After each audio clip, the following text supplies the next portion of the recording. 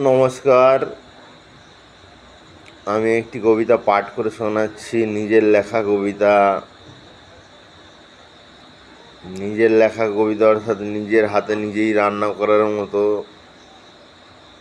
সুস্বাদু হলো কি অসুস্বাদু হলো সে নিজে খেয়েই বোঝা যাবে। পাঠকরা খাবেন, তাতেও তার স্বাদ আস্বাদন করবেন। বিদায়ের বেলাতে তোমার দু চোখের বিষাদের বাঁশিতে ভরেছিল আমার কান্না। আজ আমার একলা আকাশ শরতের আলোতে নীল হয়ে আসে।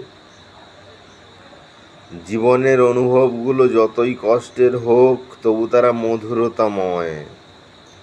আমি যে হারিয়ে ফেলেছি মাঠে মাঠে ছুটে বেরিয়ে ঘুড়ি ওড়ানো আমার শৈশব। সে কোন অচেনা দেশের পাখি সকালের আলোতে ডাক দিয়ে যায় আমার মন।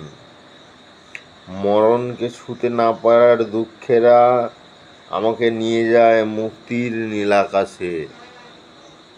নমস্কার। কবিতাটা শুনে জানাবেন কেমন হয়েছে।